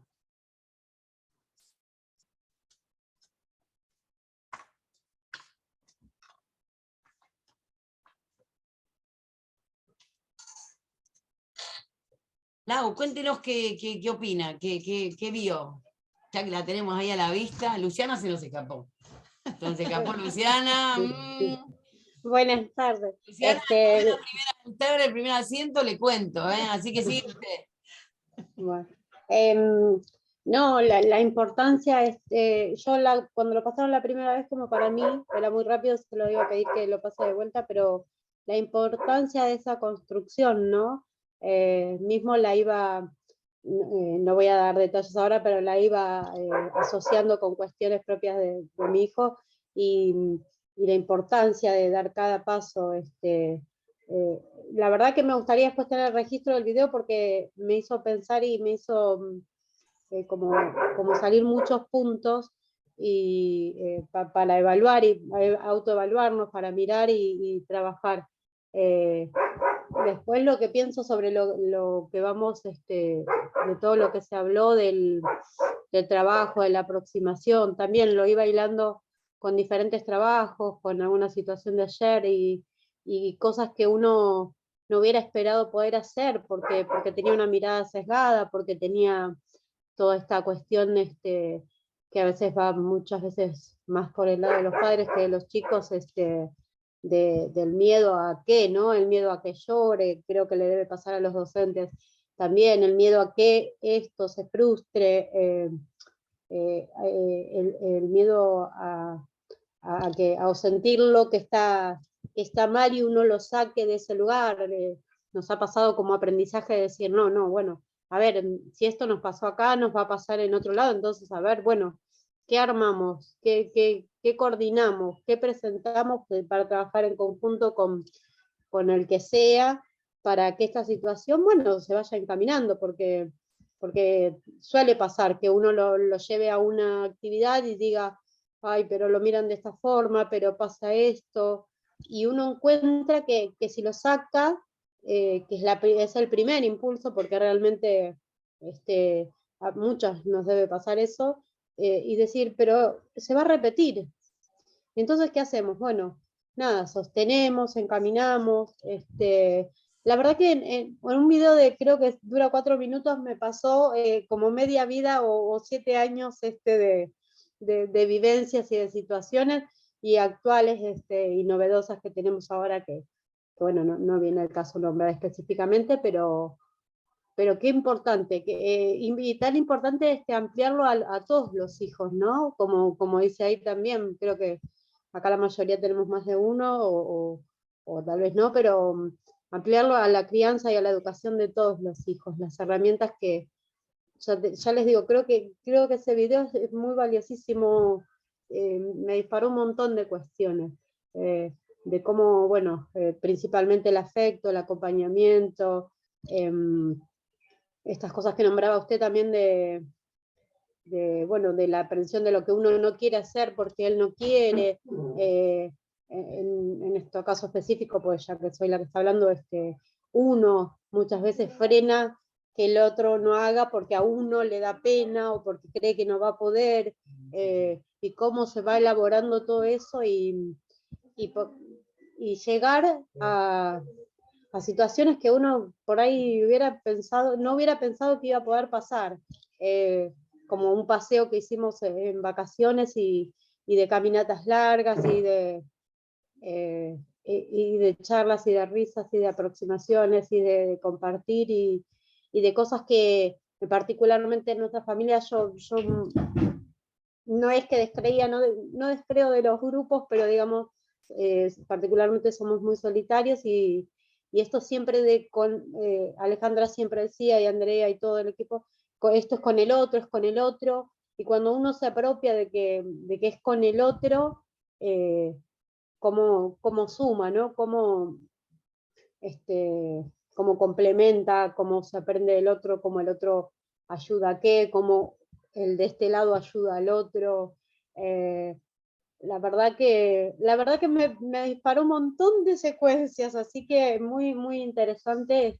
Después la verdad que lo quisiera tener para analizar también otras cosas, pero tiene mucha tela para cortar. Esos 4 minutos, la verdad que es impresionante. Muy, muy, esto de edificar el andamiaje del cerebro, la verdad que muy interesante, y para mí me impactó porque me disparó como muchas ideas, muchas situaciones, muchas que se resolvieron, muchas a resolver, y con algo tan, o sea, el video parece simple, pero tiene tanta enseñanza, tanto contenido. Así que muy bueno, eso es lo que puedo decir. Bien, y tenemos una académica en el grupo, así que Graciela, 30 años de experiencia. A ver, ¿qué le disparó a usted, Graciela? ¿Qué le pareció? No, como decía Laura, en 4 minutos, un resumen de lo que es el trabajo con los chicos nuestros. Yo estaba pensando en una experiencia que tuve, hablando de estrés saludable para el desarrollo, y acá habla de conocer gente nueva. Y entonces yo contaba la experiencia de que, o sea, nosotros que cada vez que cruzábamos la calle, Martín se daba vuelta y miraba a 3 adolescentes que estaban en la parada del colectivo. Y lo había observado yo, y lo había observado mi marido, y ayer tomé la decisión de acercarme y presentarme. Mira, él es Martín, y cada vez que cruza la calle, él las mira, y como no tiene lenguaje hablado, le digo, te quiero presentarlo. Entonces, y las miró a cada una, chocó las manos con cada una, ellas le dieron el nombre. Hola Martín, yo soy Micaela. Hola, yo soy... Paula. Me olvido de la tercera. Paula. Micaela, Milagros, y la otra que no me acuerdo, que yo le puse Luna, pero no es Luna. Luna, no Paula, Luna. Luna, claro. Decía Luna ayer, él se mataba de risa, no me diga. Se mataba de risa, sí. Y bueno, y acá justo habla de eso, ese estrés saludable, digamos, la sensación de acercarse a alguien que sabe que la estuvo mirando durante mucho tiempo, Y bueno, vencer ese estrés de conocer esa gente nueva, porque ahora las nenas lo van a saludar todos los días, digamos. Así que no, una experiencia buenísima. Después, bueno, retomar las experiencias con sus pares, como hoy los jueves ahora organizamos de que vengan visitas a casa, y bueno, viene Benjamín, y hoy tuve después voy a compartir los videos, los juegos que tuvo, la acción del nene, la intervención con él, la mirada de Martín hacia él. También pasó por estrés, pero también un estrés saludable, lo considero, digamos. Porque bueno, digamos que pasaron las vacaciones y bueno, hacía tiempo que no lo veía, bueno, que digamos que lo desestabilizó, digamos, ese estrés de no hacer siempre lo mismo, pero bueno, la autorregulación también empezó a funcionar, digamos. En algún momento lloraba y el nene le digo, ¿qué tenemos que hacer? Le digo, a ver, y tenemos que ignorar lo que llore, dice, hasta que se le pase, me dice.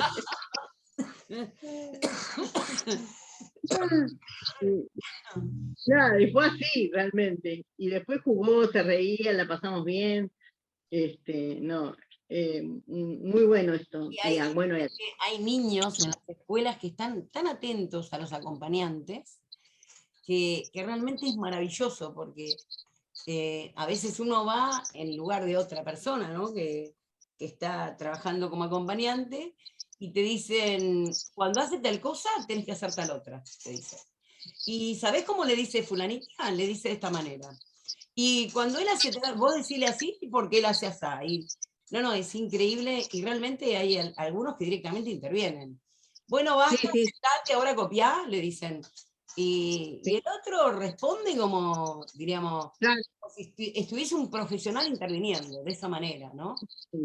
Obviamente, estos niños nosotros decimos que todos tenemos fortalezas y debilidades. Siempre decimos que en los grupos hay algunos que tienen unas fortalezas en lo que son las relaciones interpersonales, que es increíble, y tienen esa sensibilidad, ¿no es cierto? De querer aportar, de querer apostar, de querer acompañar. Bueno, Martín tiene una amiga desde la infancia que inclusive suspendieron su espacio terapéutico porque tienen el cumpleaños, así que miren ustedes a qué punto, ¿no? Que es más importante la visita a la casa de la amiga por el cumpleaños que el espacio terapéutico, y bien hecho, porque nosotros decimos que el cumpleaños es muy importante. Un cumpleaños es un espacio social donde la gente se va a divertir, donde la gente va a estar con otros, y es cierto que cuando empezamos parece casi imposible, ¿no? Venimos por ahí. Es verdad eso. Parece que no se va a dar nunca, pero sí se da. Yo estaba pensando en las funciones, digo, de Martín, de la caminata. Me acuerdo cómo le costaba subir la escalera al taller. Y uno miro para atrás, digo, ¿cómo le costaba? Y ahora como que lo sube solo, baja solo, ya está, ya pasó, digamos, pero el estrés que pasa en ese momento él y el estrés que pasan los padres, digamos que, bueno, parece que fuera eterno, pero bueno, a medida que pasa el tiempo uno se da cuenta que, bueno, que valió la pena, digo. Sí, qué bueno lo que trae Graciela, ¿no? El estrés que pasan los chicos y el estrés que pasan los padres, ¿no? No hablamos del estrés de los padres, y es verdad, diríamos que ellos vienen construyendo una historia, y cuando llegan hacia así, se encuentran con que la historia es distinta, ¿no? Y uno por ahí a veces como que impone, diríamos, pautas de trabajo que parecerían ser que son imposibles de ser cumplidas, ¿no? Una que hace rato que no hacemos, pero cuando generalmente ingresaba alguien a la institución era vaya al kiosco y no le compre nada, ¿no? Porque una de las cuestiones era, no, cuando voy al kiosco me vuelve loca, quiere esto, quiere lo otro, y hasta que no le compro, y para evitar problemas, o para, bueno, uno le dice, hágalo, lo va a poder hacer. Bueno, por ahí llora el primer día, pero después cuando vaya el segundo día, va a ver que va a ir y ni le va a pedir. Y no lo creen, y realmente es así, diríamos. Cuando uno tiene claro, diríamos, que eso que está haciendo es por el bien de él, que esto va a dar pauta de que él se da cuenta que si hace esta acción, la consecuencia es algo positivo, como por ejemplo lograr que le compren lo que quieran, diríamos, y le cambiamos el tablero, diríamos, ellos claramente lo empiezan a comprender. Y empiezan a leer otra cosa de la vida. Porque muchos piensan que en la vida es que si yo me tiro al piso y grito, termino subiendo a la calecita, comprando una golosina o lo que sea, diríamos, ¿no? Y precisamente lo que nosotros le tenemos que enseñar, que la vida no es eso, que la vida puede ser que algún día vayamos al kiosco y tengamos, y que otras veces no, que algún día vamos a subir, algún día nos podemos quedar 1 hora en la plaza, y otros días no, podemos estar 5 minutos, y otro día podemos estar 2 horas. Y esto habla de flexibilidad del pensamiento, ¿no? Que es una de las dificultades que tienen nuestros chicos, que el pensamiento es muy rígido, muy literal, y que cuando uno lo va trabajando, empieza a ver respuestas distintas. Uno dice, ah, mira, antes hacía esta historia, ahora le dije, no dijo nada, y nos fuimos, por ejemplo. Y obviamente rescato todo el trabajo que hace la familia, ¿no? Sin la familia no hay tratamiento, no somos los terapeutas los que le cambiamos la vida a los chicos. Los chicos cambian sus vidas cuando los papás toman conciencia de qué es lo mejor para ellos, y cuando van viendo los resultados, más energía le ponen y no bajan los brazos, diríamos. Eso es lo importante, ¿no? Y sin duda, sin familia no hay tratamiento. Podemos tener una escuela que acompañe más o menos, podemos tener un terapeuta que lo tenga más o menos tiempo, pero el avance real son las experiencias de vida en lo cotidiano. Si yo en casa resuelvo hacerle la leche, y resuelvo vestirlo, resuelvo bañarlo, resuelvo, diríamos, y todo lo hago yo, y no le estoy dando la oportunidad de aprender. Y si no aprende, obviamente, después no va a saltar, no va a caminar, no va a correr, no va... ¿Por qué? Porque todos esos ejercicios, toda esa fuerza que hacemos, toda la fuerza que él tiene que hacer para poder vestirse, diríamos, cuando descubre que la tiene, cuando descubre que la puede y empieza a planificar una acción y lograr el éxito de tener puestas las medias, las zapatillas, la campera, la remera, etcétera, etcétera, es cuando realmente se empieza a fortalecer y empieza a construir su subjetividad. Y lamentablemente, diríamos, cuando uno conoce a los padres en primera instancia, es como que no puede, no va a poder, sí que puede, fíjese. Y cuando van descubriendo lo que puede, van abriendo ventanas, puertas, no sé, es como que empiezan a despegar realmente de descubrir. Nosotros siempre lo cuento, ¿no? Pero tenemos una madre, que no sé si está por acá, estoy casi seguro que está, nos preguntó si existía algún niño que nunca logre el control de esfínteres. Les digo, en 20 años, en 25 años, nunca me habían hecho esa pregunta, nunca. No me lo había cuestionado nunca tampoco, ¿no? Pero empecé a revisar en registro de 25 años y dije, a ver, ¿será que hay alguien que no lo logró? Y dije, no, pero el niño que más dificultades tenía, lo logró en poco tiempo. No, la respuesta es no. La respuesta es no. Diríamos, si el niño no aprendió es porque no le enseñamos. Sin duda, sin duda. No importa que tenga el niño, sin duda. Pero bueno, en la medida que van descubriendo ese otro niño que tienen en casa y van viendo todo lo que puede hacer ese niño, obviamente van planificando en ese paso a paso todo aquello que viene después. Esa es la realidad. Y como en primer banco la tengo a Luciana, que la veo muy concentrada, creo que no está leyendo nada de ninguna materia de la facultad, nos está escuchando a nosotros sin duda. Bueno, la queremos. Sí, acá estoy escuchando y prestando atención, concentrada, y uno no puede dejar de evitar de pensar un montón, ¿no? La verdad que es muy bueno el video, y la realidad es que, como decían las chicas, uno no puede dejar de evitar pensar en sus propios hijos, ¿no?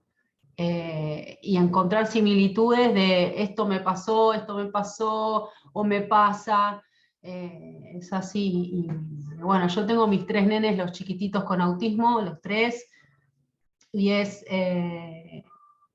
o sea, llama la atención, ¿no? Que los 3, si bien tienen el mismo diagnóstico, tienen distintas características y distintas dificultades, y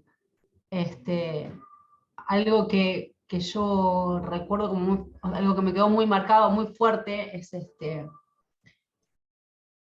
que para mí la clave acá, en mi experiencia personal, ¿no? La clave acá fue el manejar el estrés yo, el mío, lo que a mí me pasaba, porque ante las situaciones,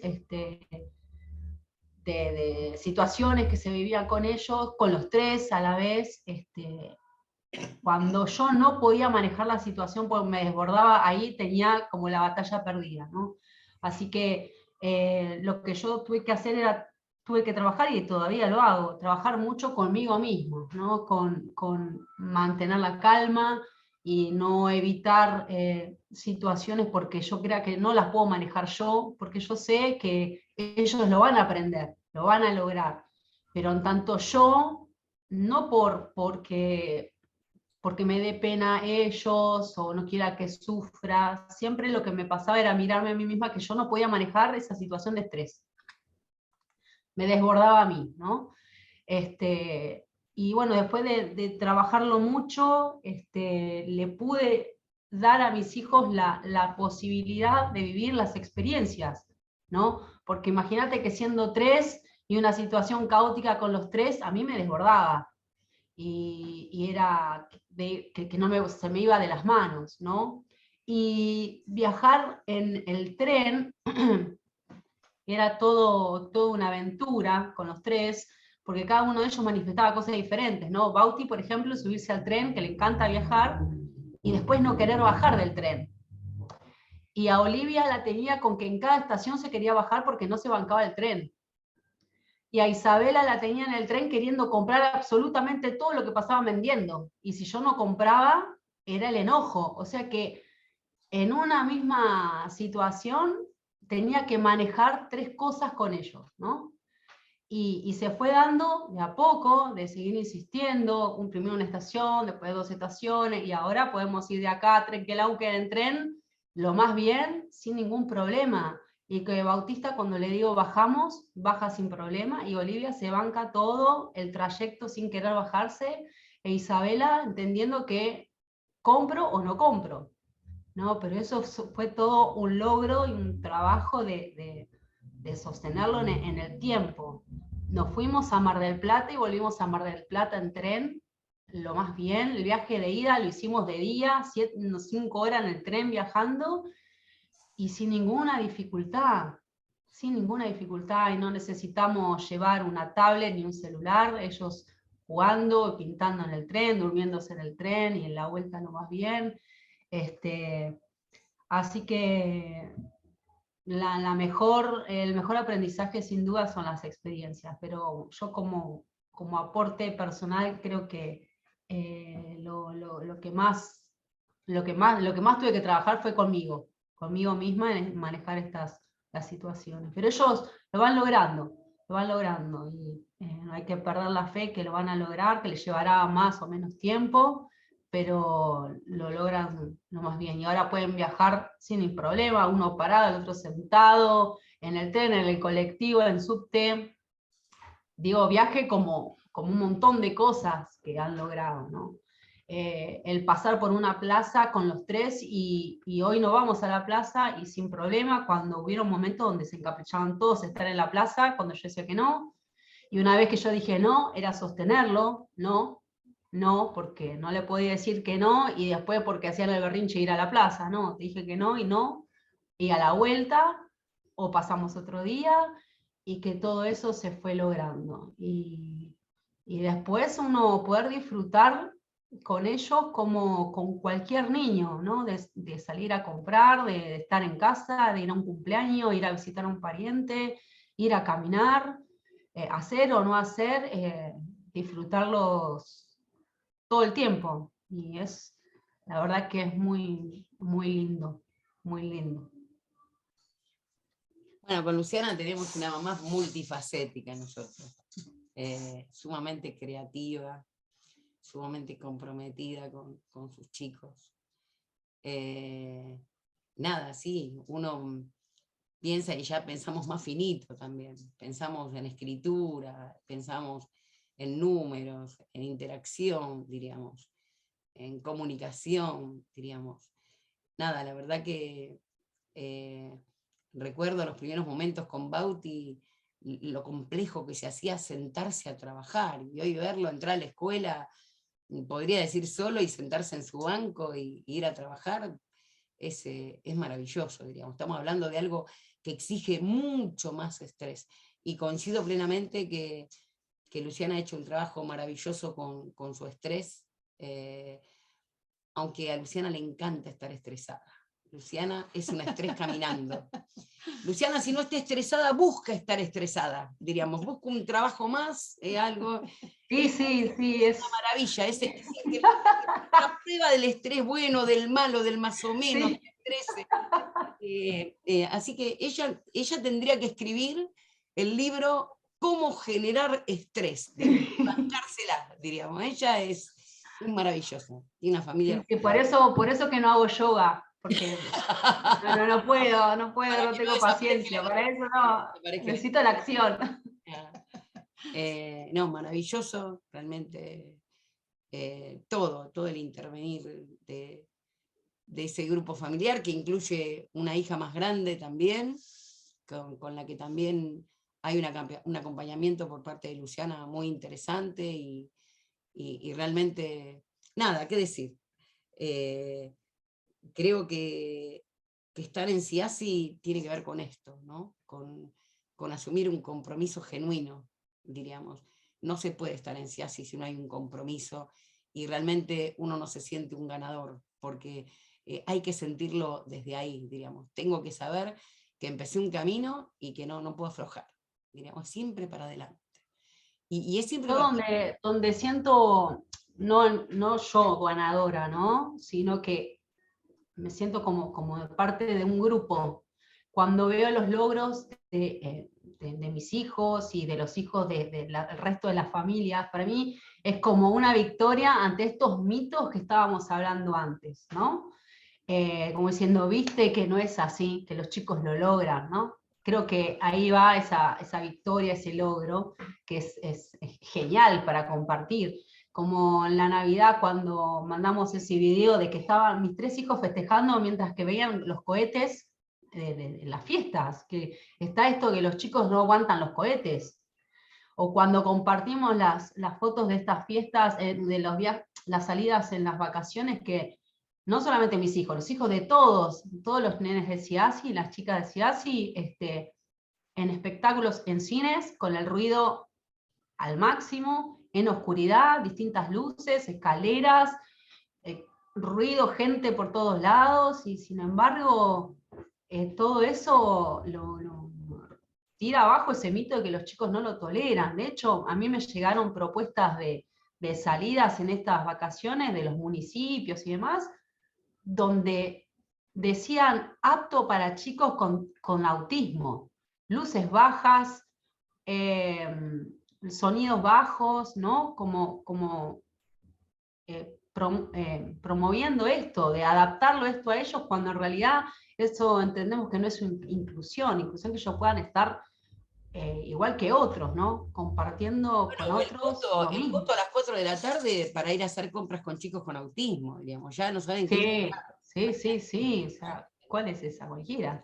Pero Lucy bueno. puede hablarnos hasta de la cigüeña. Mirá, al punto de los logros de los niños. Terrible, casi me morí. Mi hija Isabela, ayer, una de las gemelas, de 8 años, así de forma descolgada, me dice, ¿cómo es que nosotras estábamos en la panza y te trajo la cigüeña? ¿No? Y por eso lo compartí con las terapeutas, porque yo no sabía qué contestarle. ¿Cómo le explico? Como cuando yo a mi hija más grande le fui contando por etapas, ¿no? Que la semillita, que esto, que el otro, pero con ellos, ¿cómo lo hablamos este tema? Y acá las terapeutas no me anticiparon que esto podía llegar, ¿eh? No estaba preparada yo para eso. Pero le dijimos, Aquí tuve un estrés. Ella se tiene que preparar. Bueno, y evidentemente la llave es la confianza que le tienen estos padres a nuestros chicos, y bueno, pensar que subieron al camino y y ahí no vale bajar los brazos. Así que como la llave es esa, vamos a cerrar el día de hoy con esta canción que se llama La Llave, de Pintos, y nos despedimos hasta dentro de 2 semanas, donde vamos a empezar les pedimos por favor que comiencen a ver una película que va a estar publicada esta semana en el Facebook, y que bueno, eso va a servir para poder hacer una profunda reflexión de lo que es realmente la inclusión.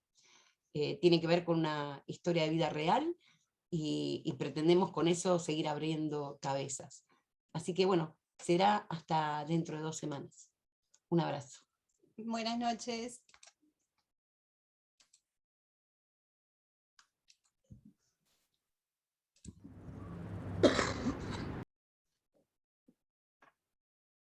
Será hasta dentro de 2 semanas.